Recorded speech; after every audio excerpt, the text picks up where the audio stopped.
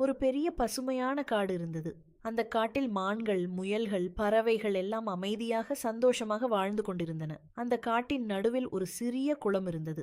அந்த குளத்தில்தான் எல்லா விலங்குகளும் தினமும் தண்ணீர் குடித்து தங்கள் தாகத்தை தீர்த்து கொண்டன. ஆனால் ஒரு நாள் கடும் வெயில் ஆரம்பித்தது. மழை பெய்யவே இல்லை. காடு மெதுவாக வறண்டு போக ஆரம்பித்தது.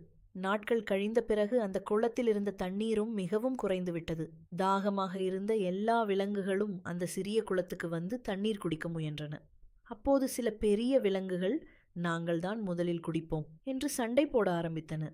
அதை பார்த்த சிறிய முயல்களும் மான்களும் மிகவும் பயந்து பக்கத்தில் நின்று கொண்டிருந்தன. அந்த நேரத்துல அந்த காட்டிலிருந்த ஒரு பெரிய யானை மெதுவாக அந்த இடத்துக்கு நடந்து வந்து சேர்ந்தது.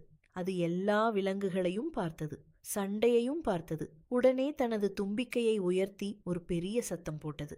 அந்த சத்தத்தை கேட்டவுடன் எல்லா விலங்குகளும் அமைதியாக நின்றுவிட்டன. அப்போது யானை மெதுவாக சொன்னது, இந்த குளம் எல்லாருக்கும்.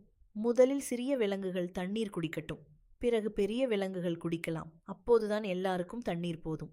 யானையின் நல்ல மனசையும் புத்திசாலித்தனத்தையும் பார்த்த எல்லா விலங்குகளும் அதற்கு பணிந்தன. முதலில் சிறிய முயல்களும் மான்களும் தண்ணீர் குடித்தன.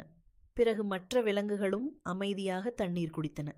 அந்த நாளிலிருந்து அந்த காட்டில் எல்லா விலங்குகளும் சண்டை இல்லாமல் ஒற்றுமையாக வாழ ஆரம்பித்தன. நீதி: பலத்தை விட நல்ல மனசும் நியாயமும் பெரியது.